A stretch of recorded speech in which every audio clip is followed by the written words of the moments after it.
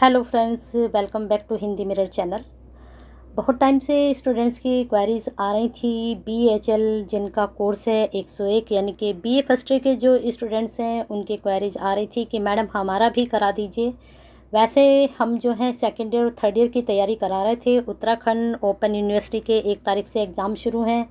सभी को हमारी तरफ से बेस्ट विशेस के साथ शुरू करते हैं BHL 101। और उससे पहले एक जो हम 201 और 301 अपलोड कर चुके हैं, यानी कि 202 भी और 302 भी हम अपलोड कर चुके हैं। अगर जो स्टूडेंट्स ने अभी तक नहीं देखा है और चैनल को सब्सक्राइब नहीं किया है तो कर लीजिए। प्लेलिस्ट बनी हुई है आपकी first year, second year, third year तीनों की। आज मैं फर्स्ट ईयर की भी प्लेलिस्ट बना दूंगी। सेकेंड ईयर, थर्ड ईयर की ऑलरेडी जो है अपलोडेड है वीडियो। BHL आपकी हिस्ट्री भी है अपलोड है, आपका हिंदी भी अपलोड है, सोशलॉजी भी अपलोड है, पॉलिटिकल भी है। बस आपका अब इको रह गया है, तो इको भी मैं जल्दी ही अपलोड करूंगी, क्योंकि मुझे मालूम है कि आपका 4 तारीख में, 3 तारीख में और 4 तारीख में इको का ही पेपर है, और 1 तारीख में और 2 तारीख में आपका हिंदी का है। चलिए शुरू करते हैं। शुरू करने से पहले वही सभी स्टूडेंट्स के लिए कि आपने अगर अभी तक वीडियो को लाइक नहीं किया है और आपने वीडियो शुरू कर दी है देखनी, तो लाइक तो कर दीजिए। और साथ में क्या करना है, शेयर करना है सभी स्टूडेंट्स के लिए जो कि आप ही की तरह BA फर्स्ट ईयर की तैयारी कर रहे हैं हिंदी से। तो आप शेयर करेंगे तो उन तक ये कंटेंट पहुंचेगा। बहुत से स्टूडेंट्स के पास बुक भी नहीं है, तो ये बुक के थ्रू ये पूरी बुक मैं लेकर आई हूँ आपके लिए। इसमें यूनिट वाइज सब क्वेश्चंस मैं बताऊंगी कि कौन से टॉपिक आपको तैयार करने हैं। और बुक भी नहीं है तो उसका भी सॉल्यूशन ये है कि जितने टॉपिक मैं आपको बताऊंगी उनको आप गूगल से उठाकर अपने सिर पे नोट्स बना लीजिए और अच्छे से पेपर की तैयारी कीजिए। चलिए 1 तारीख को पेपर की तैयारी के लिए शुरू करते हैं आपका कंटेंट यूनिट 1 से। पहले सारे यूनिट्स को हम अच्छे से समझ लेते हैं। यहाँ पर क्या है, पहला खंड में आपका गद्य, हिंदी गद्य का उद्भव विकास, हिंदी कहानी का उद्भव विकास, हिंदी उपन्यास का उद्भव विकास। अब मैं यहाँ पर बताऊंगी कि तीनों ही टॉपिक 100% है, इसमें और कुछ करने की ज़रूरत नहीं है आपको इस वाली यूनिट में।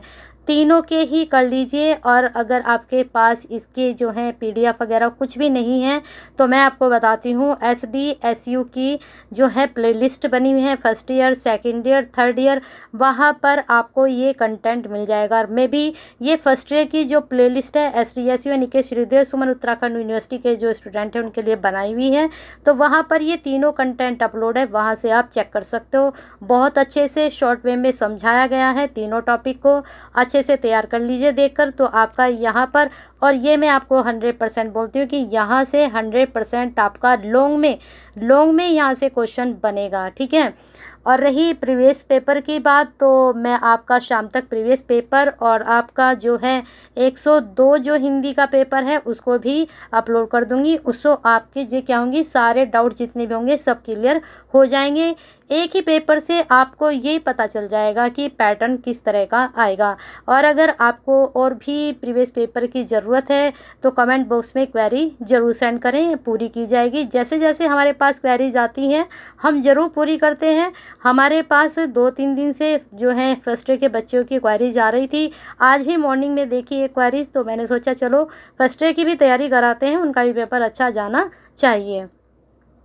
अब आते हैं खंड खा पर। खंड खा में क्या है आपका, यानी कि खंड 2 कथा साहित्य के तात्विक विवेचन। अब ये भी यूनिट आपकी बिल्कुल हिंदी मिरर पे मिल जाएगी। कहानी का स्वरूप, भेद एवं तत्व, जो मैंने यहाँ पर उद्भव विकास कराया, यहीं पर मैंने स्वरूप भी कराया, भेद भी कराए हैं और तत्व भी कराए हैं। ऐसे ही उपन्यास के और उपन्यास कहानी में अंतर, ये भी अलग से पर्टिकुलर वीडियो बनी हुई है मेरी, तो ये भी 100% कर लीजिए। यहाँ से भी आपका 100% क्वेश्चंस बनेगा। अब लॉन्ग बताऊँ कौन सा बनेगा, इसमें शॉर्ट बनेगा आपका ये वाला। ये वाले आपके लॉन्ग में जा सकते हैं और शॉर्ट में भी जा सकते हैं, ठीक है। अब आते हैं खंड 3 पर। मैंने यहीं पर आपको सारा बता दिया है, बस आपको अब क्या करना है, सिर्फ अपनी बहुत अच्छे से तैयारी करनी है। अब देखते हैं खंड 3 और खंड 4 में क्या है। उसने कहा था कहानी है, किसके द्वारा लिखी गई है, ये आपको पता ही है, चंद्रधर शर्मा गुलेरी के द्वारा। बड़े भाई साहब ये आपके प्रेमचंद जी के द्वारा। तो ये जो आपकी तीनों कहानी है, अपना अपना भाग्य उसने कहा था।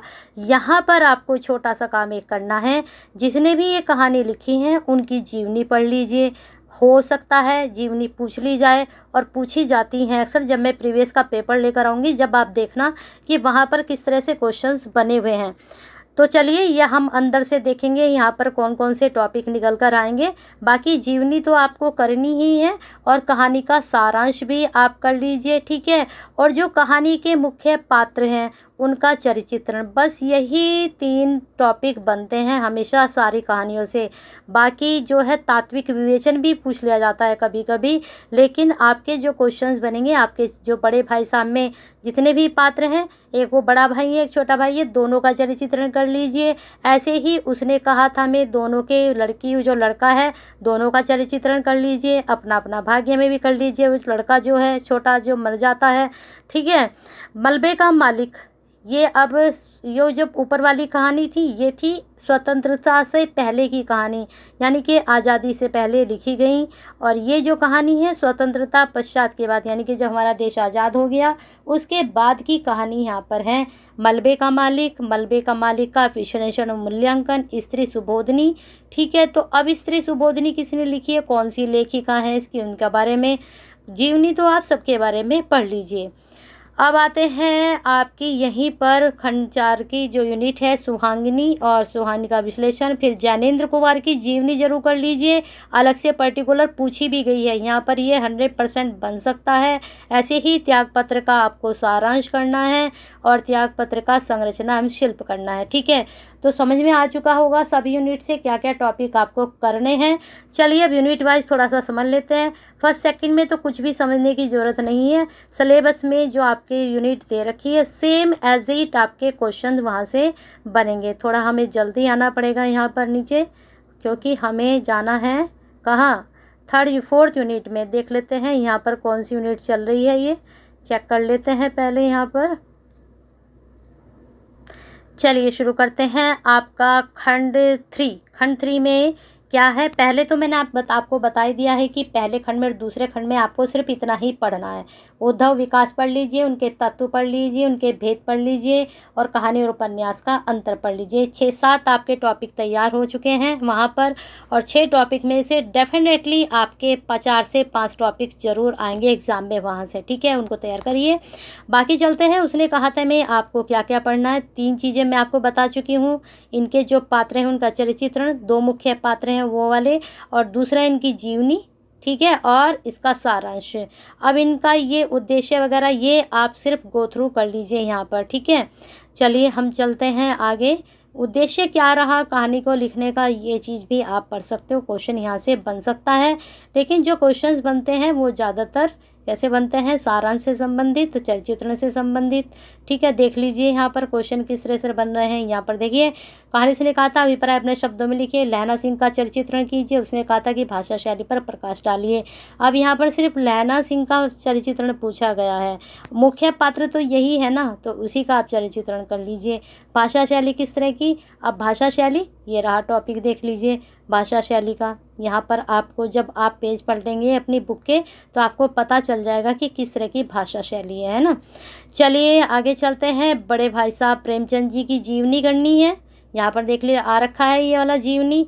फिर उसके बाद आपको बड़े भाई साहब कहानी की क्या विशेषताएं हैं ये आप कर सकते हो, और यहाँ पर जो मुख्य पात्र हैं उनका आप चरित्रण कर सकते हो, ठीक है। चलिए देख लेते हैं आगे। मुख्य पात्र आपके चलते हैं यहाँ पर कहानी की तरफ ही हम, प्रेमचंद की कहानियों का रचना संसार। इसके बाद यहाँ पर भाषा की दृष्टि से बड़े भाई साहब कहानी की विशेषताएं देख लीजिए, ये रही विशेषताएं, ये आपकी एग्ज़ाम में बन सकती हैं ज़रूर, ठीक है। चलिए अब यहाँ पर अभ्यास प्रश्नों के उत्तर यहाँ इन्होंने दे रखे हैं। बड़े जो भाई साहब हैं कहानी का उद्देश्य बताना है, और यहाँ पर चरित्रण भी कर सकते हो आप। अब आते हैं बड़े भाई साहब की आलोचना, यहाँ पर इन्होंने आलोचना दी है। यहाँ से आप क्या पढ़ोगे, बस कहानी लिखने का क्या इनका उद्देश्य रहा उसको आप पढ़ सकते हो इस वाले उसमें यूनिट में। हम चलते हैं आपकी नेक्स्ट यूनिट पर। पहले यहाँ क्वेश्चंस देख सकते हो आप। बड़े भाई का चरित्रण कीजिए, मैंने आपको बताया भी था कि सिर्फ इसमें बड़े भाई का आप चरित्रण कर सकते हो। अब आते हैं नेक्स्ट हम कहानी पर है अपना अपना भाग्य, ज्ञानेंद्र कुमार द्वारा लिखी गई। तो ज्ञानेंद्र कुमार के आपके दो टॉपिक हैं, इसमें एक तो त्यागपत्र उपन्यास है और साथ में इनकी कहानी अपना अपना भाग्य। तो आपका एक ही जीवनी में यहाँ पर काम चल जाएगा दोनों के लिए। जीवनी जरूर कर लीजिए। 100% पे 99% उम्मीद है कि इनकी जीवनी आपके सिलेबस में है और आपके एग्ज़ाम में ज़रूर आएगी। अपना अपना भाग्य का सारांश कर लीजिए, ठीक है, सारांश कर लीजिए। और अपना अपना भाग्य में आपको चरित्र चित्रण भी करना होगा। चरित्र चित्रण तो जो मुख्य पात्र हैं उनका आप डेफिनेटली कीजिए, क्योंकि वहाँ से क्वेश्चन ज़रूर बनता है चरित्र चित्रण में से। और कहानी और उपन्यास का जो अंतर है वो भी ज़रूर पूछा जाता है। अब यहाँ पर थोड़े से टॉपिक आप देख सकते हो, इसमें से अपना अपना भाग्य कहानी की भाषा शैली आप तैयार कर सकते हो, ठीक है। और अपना अपना भाग्य कहानी का आशय या फिर उसको लिखने का क्या उद्देश्य रहा, यहाँ का उद्देश्य ज़रूर पूछा जा सकता है आपसे, ठीक है। चलिए आगे देखते हैं। मुझे लगता है सभी स्टूडेंट को समझ में आ रहा होगा जो चीज़ आपको समझाई जा रही है। शॉर्ट में आपको समझाया जाता है, तैयारी आपको करनी है, प्रिपरेशन आपको करनी है। हम सिर्फ आपको गाइडेंस कर सकते हैं। बुक सबके पास है, अगर बुक आपके पास नहीं है तो मैं जो कंटेंट बता रही हूँ आप गूगल से सर्च करके चिरपी नोट्स बना सकते हैं। और अगर आपको ज़्यादा ही रिक्वायर है बुक की तो PDF आपको जो हिंदी मिरर का टेलीग्राम चैनल है वहाँ पर आपको मिल जाएगी। और हिंदी मिरर के ही नाम से ही टेलीग्राम चैनल है, वहाँ पर कोई आपको लिंक ढूंढने की ज़रूरत नहीं पड़ेगी। आप सीधा सीधा हिंदी मिरर भी सुनीति डालेंगे तो वहाँ पर टेलीग्राम पर आपको मिल जाएंगी सारी वीडियो, ठीक है। अब आते हैं यहाँ पर मलबे का मालिक, ये मोहन राकेश के द्वारा लिखी गई है। यहाँ पर कहानी का सिर्फ आपको सारांश करना है मलबे का मालिक का, ठीक है। यहाँ पर सिर्फ आप सारांश कर लीजिए। और अगर आप करना चाहें तो जो इनका मुख्य पात्र है उसका आप चरित्र चित्रण कर लीजिए। सारांश तो आप सभी का कर लीजिए, क्योंकि सारांश 100% हमेशा पूछा जाता है। अब यहाँ पर थोड़े से टॉपिक हैं, उनको हम देख सकते हैं। मलबे का मालिक देश विभाजन का यथार्थ किस पर आधारित है। मलबे का मालिक, हमारा जो देश का विभाजन हुआ था उस वक्त का जो घटना थी वहाँ पर ये आधारित है। तो इसमें क्या दिखाया गया, देश विभाजन से उत्पन्न मानवीय मूल्यों की जो त्रासदी हुई थी, हमारे अंदर जो मानवता ख़त्म हो गई थी उस वक्त, वो सब उस इसमें दिखाया गया है मलबे के मालिक में। लास्ट में वो अपना घर देखने के लिए जाता है, जो कुछ वहाँ होता है वो सब मलबे में बदल जाता है। जो भी उसका मकान वगैरह सामान वगैरह सब होते हैं सब मलबे में बदल जाता है, इसलिए वहाँ पर ये चीज़ कही गई है, ठीक है। बस वहाँ कहानी का आशय उद्देश्य भी आप कर सकते हैं। उद्देश्य वही कि जो त्रासदी हुई थी विभाजन की, उसके आधार पर ये कहानी लिखी गई है।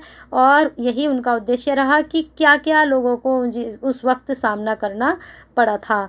तो यहाँ पर आप चलिए आगे चलते हैं। स्त्री सुबोधनी, क्या है स्त्री सुबोधनी, पाठ का विवेचन यहाँ पर देख लीजिए। लेखिका का परिचय, मैंने आपको कहा ही था कि परिचय जरूर कर लीजिए। कहानी का सार भी कर लीजिए। सार से क्या होगा मैं आपको बताती हूँ। सार से क्या होता है, अगर आपके बाई चांस प्रसंग सहित व्याख्या आ जाती है, अगर आपने कहानी पढ़ी है तो थोड़ा सा पैराग्राफ पढ़कर ही आपको पता चल जाएगा कि ये कौन सी कहानी में से लिया गया है। अगर आपने कहानी ही नहीं पढ़ी तो आप कुछ भी नहीं कर सकते हो, कुछ भी एक भी आंसर का आप रिप्लाई नहीं कर सकते हो। अगर आपने सारांश पढ़ा है, किसी भी तरह से कैसा भी क्वेश्चन आपके सामने आएगा तो आप आराम से उस प्रश्न को कर सकते हो, क्योंकि आपको पात्रों के बारे में पता है तो आप आराम से आंसर का रिप्लाई कर सकते हो। आपको कहानी का सारांश पता है, पूछा जा रहा है तो आप कर सकते हो। कहानी का उद्देश्य आपको कैसे पता चलेगा, कहानी पढ़कर ही तो पता चलेगा। जब आप कहानी पढ़ लोगे तो अपने शब्दों में आप उद्देश्य लिख सकते हो। ज़रूरी नहीं होता कि आप बुक की ही लैंग्वेज लिखें, ज़रूरी होता है कि आपने पढ़ने के बाद कितना सीखा और आपने उसको किस तरह से अटेंड किया, बस ज़रूरी ये चीज़ें होती हैं। बाकी क्या होता है, बच्चे लाइन टू लाइन पढ़ते रहते हैं, वो गलत है। आप लाइन टू लाइन मत पढ़िए, चीज़ों को समझिए। हिंदी में क्या होता है, स्टूडेंट सोचते हैं कि हम लाइन टू लाइन पढ़ेंगे कर आएंगे, नहीं, ऐसा नहीं करना। हिंदी में भी आपको पहले, सबसे पहले जो चीज़ आप पढ़ने जा रहे हो उसके बारे में आपको पता होना चाहिए। अब जैसे स्त्री सुबोधनी है, उसका सारांश आप पढ़ लोगे तो आपको पता होगा कि इसमें क्या कहा है लेखिका ने। फिर उसके बाद जो लेखिका है उसने क्या क्या लिखा, कौन सी कहानी, उपन्यास, नाटक क्या लिखे, कहाँ उनका जन्म हुआ, उनके बारे में भी पढ़ लीजिए। पात्र व चरित्र चित्रण करने हैं स्त्री सुबोधनी के, ठीक है, वो सभी में करने हैं, सारी कहानियों में आपको। चलते हैं अब सुहागनी की तरफ। आपकी सुहागनी में क्या है देख लेते हैं। बहुत अच्छी है ये भी आपकी कहानी, पढ़िए इसको। बहुत मैंने सारी पढ़ी हुई हैं, सभी कहानियाँ बहुत अच्छी हैं। ठीक है, कहानी का सार वही मैंने जो बताया है आपको कि शैलेश मटियानी के द्वारा लिखी गई है और इनकी जीवनी भी अक्सर आपके एग्ज़ाम में पूछी जाती है, तो ज़रूर कर लीजिएगा शैलेश मटियानी की। देखिए यहीं पर इनकी जीवनी है, ज़्यादा ना करके आप 1-1.5 पेज की जीवनी तो ज़रूर याद कर लीजिए। ठीक है, अब जैसे ये है, यहाँ पर कहानी का पाठ वाचन, यहाँ पर ये जो कहानी लिखी गई है इसमें बीच बीच में गीत भी हैं, तो यहाँ पर ये आपके ये चीज़ भी पूछी जा सकती है। ठीक है, चलिए नेक्स्ट आपकी यूनिट पर चलते हैं। कौन सी आपकी यूनिट है? मुझे लगता है सभी स्टूडेंट की समझ में आ रहा होगा कि हमें कैसे तैयारी करनी है। अब सुहासिनी के यहाँ पर आप क्वेश्चंस देख सकते हो, कितने सारे क्वेश्चंस यहाँ दे रखे हैं, लेकिन इसमें मैं आपको बताती हूँ कौन सा आपको करना है जो आपके लिए बहुत ही ज़रूरी है और सफिशिएंट रहेगा। सुहागिनी कहानी के आधार पर पद्मावती का चरित्रण, सुहागिनी की भाषागत विशेषताएँ, शिल्पगत विशेषताएँ, तीनों टॉपिक कर लीजिए, बहुत ही महत्वपूर्ण है, यहीं से बनेगा प्रश्न। ठीक है, चलिए आते हैं सुहागिनी का पाठ का मूल्यांकन। पात्र मैंने आपको बता ही दिए, आपको सिर्फ पद्मावती का करना है चरित्रण, बाकी और पात्र के बारे में भी आप पढ़ सकते हैं। ठीक है, हो सकता है और कोई पूछ लिया जाए, लेकिन ऐसा होता नहीं है, मोस्टली यहीं से प्रश्न आपके बनते हैं। अब आते हैं जैनेंद्र कुमार का जीवन परिचय। बिल्कुल मैंने आपको बता दिया है, करना है आपको।